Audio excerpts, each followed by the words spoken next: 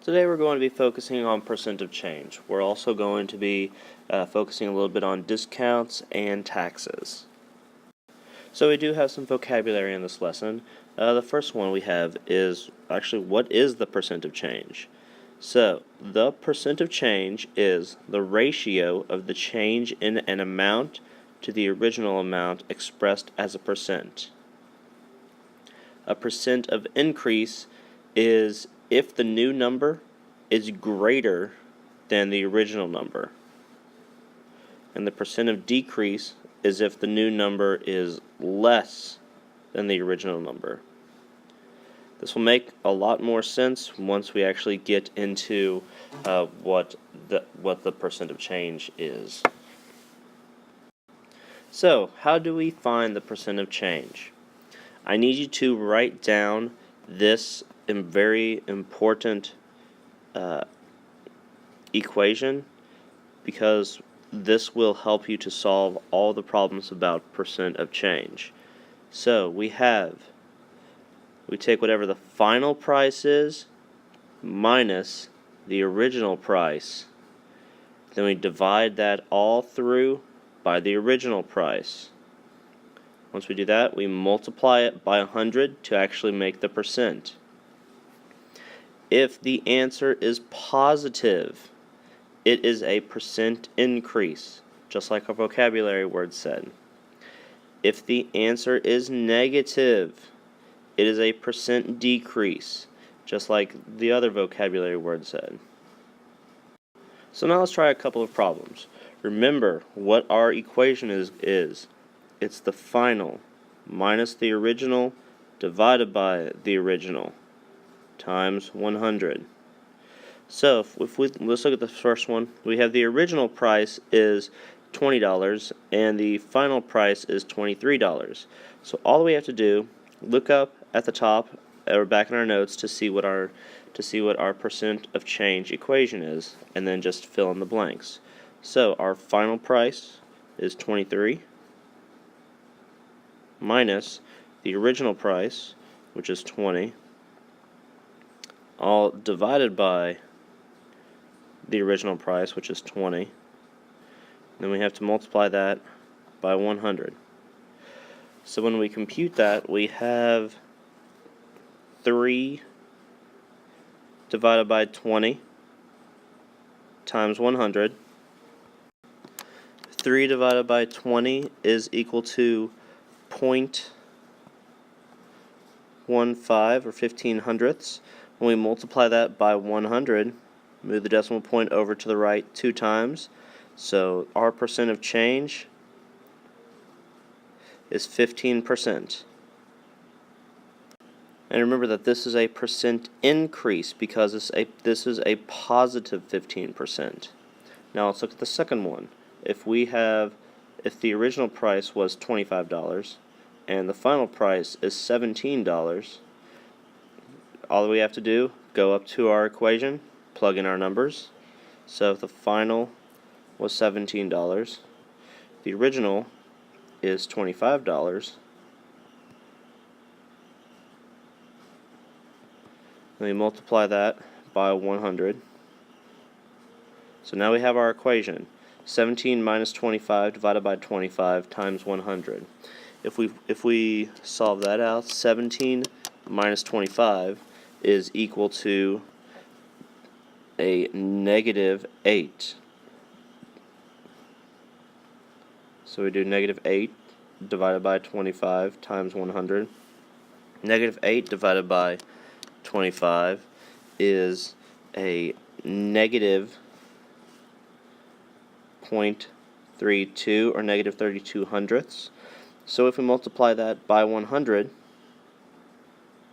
move the decimal point over 2 times to the right. So our final answer is a negative 32%.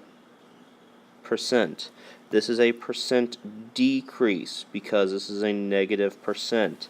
What also might help you to figure out if it's a percent increase or a percent decrease, look at the first one. You go from 20 up to 23. If the price is going up, it's going to be a percent increase. Look at the second one. If it goes from 25 to 17, if it drops, it's going to be a percent decrease. So now what I want you to do is to pause the video, try this one yourself, and then unpause the video when you're ready to see what I've done. Alright, remember our equation. We have the final minus the original divided by the original times 100. So if we have the final, or the new one, we have 24 minus the original, which is 41, divided by 41 times 100. If we do 24 minus 41, that is equal to a negative 17. Divide that by 41 times 100. So negative 17 divided by 41 is equal to, well, it looks like it's an irrational number, but it's about 0.41. We'll round to the nearest hundredth and say it's about 41 hundredths. So it's about 41 hundredths. So the percent increase that we have, if we multiply this times 100, it is 41%. But remember that this is a negative 41% because of this negative sign that we had. Remember, it drops from 41 to 24%. So our final answer that we have is negative 41%, and it is a percent decrease. So now I'm going to be talking about some sales tax.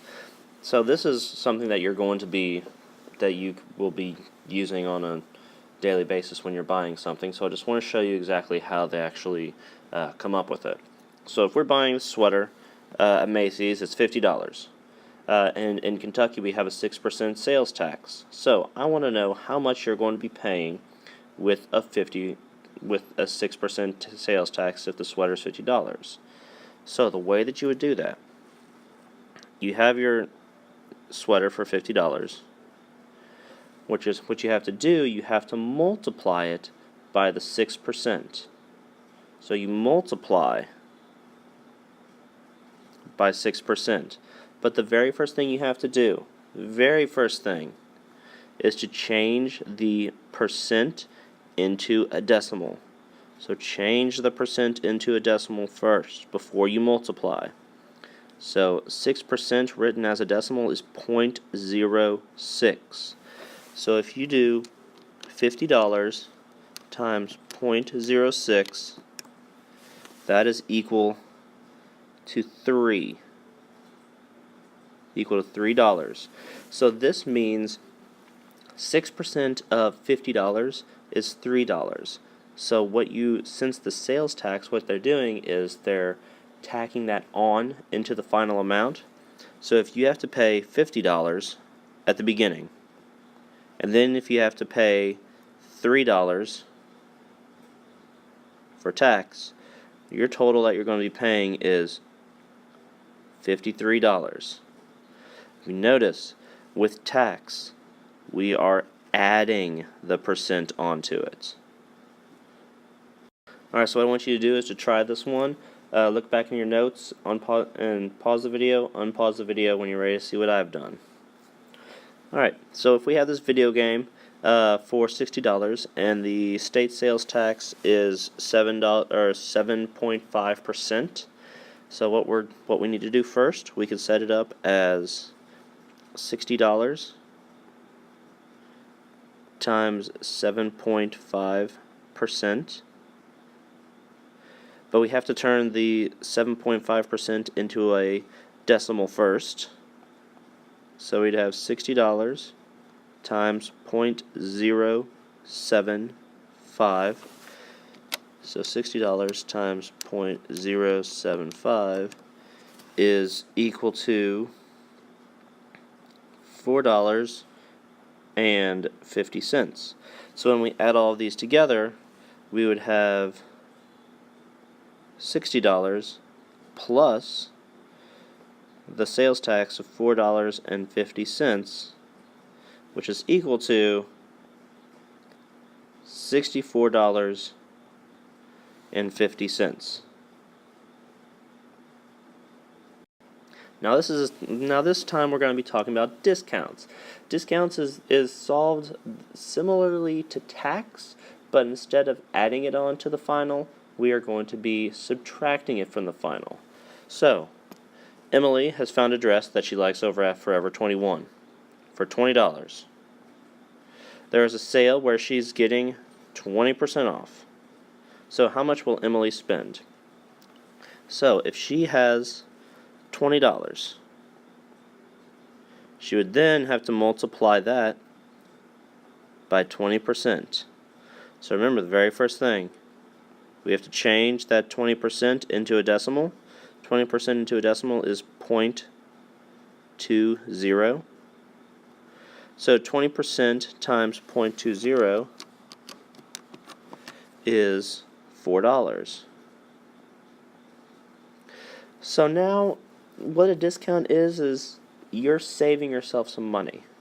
So instead of adding the $4, we are going to be subtracting the $4 from the $20. So instead of spending $20, you're saving $4, and you will be spending a total of $16. So now what I want you to do is to pause the video, try this one, look back in your notes, and unpause the video when you're ready to see what I have done. Alright, so if you buy a Gibson guitar for $3,500 with a 30% discount, how much are you going to pay after that 30% discount? So remember, we have our $3,500. We're going to multiply that by 30%. So the very first thing that we do is we have to change that 30% into a decimal. So 30% into a decimal is 0.30. So if we multiply 3,500 times 0.3, that is equal to a savings of $1,050. So now that we have how much we're going to be saving, we have 3,500, because that's the total cost at the very beginning. We're saving $1,050. So we have $3,500 minus $1,050. We are only going to be paying $2,450 for this $3,500 Gibson guitar.